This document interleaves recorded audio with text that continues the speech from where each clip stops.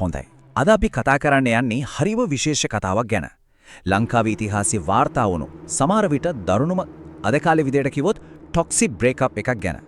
ලංකා ඉතිහාසය දිහා බැලුවොත් එහෙම වාර්තා වෙලා තියෙන දරුණුම නරකම සම්බන්ධය බිඳවැටීම මොකක් වෙන්න ඇති කියලාද හිතන්නේ? ඕ ඒ තමයි වෙන කාගේවත් නෙවෙයි විජය සහ කුවේණිගේ කතාව. බලන්න අද කාලේ ටොක්සික් සම්බන්ධතා ගැන අපි කොච්චරනම් කතා කරනවද? හැබැයි මේ හැම කතාවකම මුල් බීජය, ඒ කියන්නේ ආදර්ශය සමහර විට මේ කතාව වෙන්නත් පුරුවන්. හරි. එහෙනම් අපි මේ ගොඩක් ඈත අතීතීය සිද්ධියක් අද කාලේ ඇස් දෙකෙන් බලමුද? කොහොමද මේක ලංකාවේ පළවෙනිම ටොක්සික් බ්‍රේක්අප් එක වෙන්නේ කියලා. හැබැයි පුදුමම දේ මොකක්ද දන්නවද? මේ කතාර දිගහැරෙන්නේ මීට අවුරුදු 2500කටත් එහා අතීතයක. ඒ කියන්නේ හිතන්නකෝ අද අපි කතා කරන ටොක්සික් බොයිෆ්‍රෙන්ඩ් කියන සංකල්පයේ මුල්ම ආදර්ශයක් අපේම ඉතිහාසයෙන් හම්බ වෙනවා කියන එක. හොඳයි. අපි මුලින්දන්ම පටන් ගමු. කොහොමද මේ දෙන්නාගේ සම්බන්ධය ආරම්භෙන්නේ? මුලින්ම බලය තිබුණේ කාගේ පැත්තේද? දැන් බලන්න විජය ලංකාවට ගොඩ බහිද්දී එයා හරිම අසරණයි. කිසිම දෙයක් නැහැ. කන්න දෙයක්වත් ඔළුවට වහලක්වත් ආරක්ෂාවක්වත් නැහැ. හැබැයි අනිත් පැත්තේ ඉන්නේ කුවේණි. එයා ඒ කාලේ හිටපු අතිශයින්ම බලවත් කෙනෙක්. ඉතින් කුවේණි තමයි විජයට කන්න බොන්න දීලා ආරක්ෂාව දීලා අන්තිමට තමන්ගේම ජනතාව පවා පාවා දීලා විජයට මේ රටේ රජකම ලබා ගන්න උදව් කරන්නේ. මේක හරියට අද කාලේ ව්‍යාපාර ලෝකයට ගලපලා බලුවොත් මෙහෙමයි. විජය කියන්නේ අතේ සතයක්වත් නැතුව පටන් ගත්ත ස්ටාර්ට්අප් එකක් වගේ. එතකොට කුවේණි තමයි ඒ ස්ටාර්ට්අප් එක ගොඩ දාන්න අවශ්‍ය හැමදේම. ඒ කියන්නේ සල්ලි, බලය, ආරක්ෂාව ඔක්කොම දීපු පළවෙනි ඒන්ජල් ඉන්වෙස්ටර්. හැබැයි ඉතින් හැමදේම හොදින් යනකොට තමයි කතාවේ නරකම හරිය පටන් ගන්නෙ. සම්බන්ධයේ මුල්ම අවුල් ටික, ඒ කියන්නේ රෙඩ් ෆ්ලැග්ස් පේන්න පටන් ගන්නවා. රාජකම ලැබිලා බලය අතට ආවට පස්සේ විජය සම්පූර්ණයෙන්ම වෙනස් වෙනවා. එයාට එකපාරටම හිතනවා කුවේණි දැන් මට ගැලපෙන්නේ නැහැ කියලා.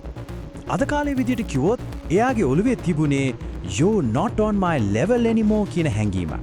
හිතන්නකෝ බලය හටට ආව ගමන් Tamanta උදව් කරපු කෙනාවම පහත් කරලා බලන්න පටන් ගන්නවා. මේකට ලොකුම හේතුව තමයි විජයට ඕන වුණා ඉන්දියාවෙන් රාජකීය කුමාරිකාවක් ගෙන්නලා ලොකු විවාහ උත්සවයක් අරගෙන තමන්ගේ තත්ත්වය තමත් උඩට දාගන්න.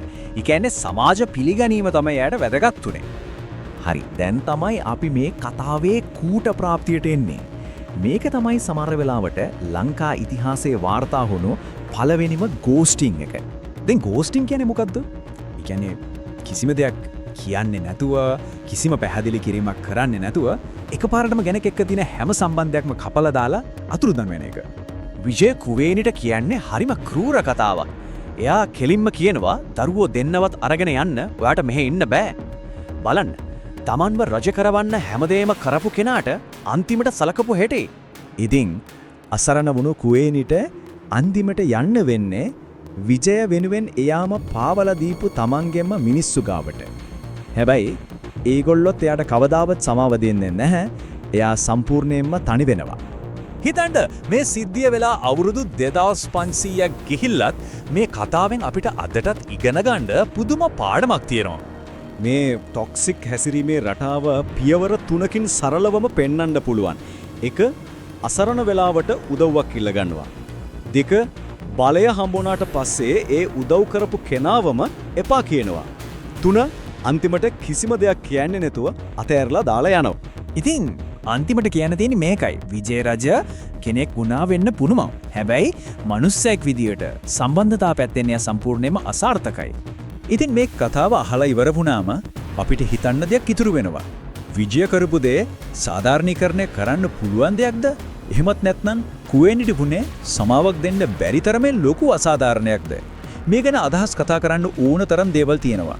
අපි මේ වගේ තවත් ගැඹුරු කතා අරගෙන ආයෙත් හමු වෙමු.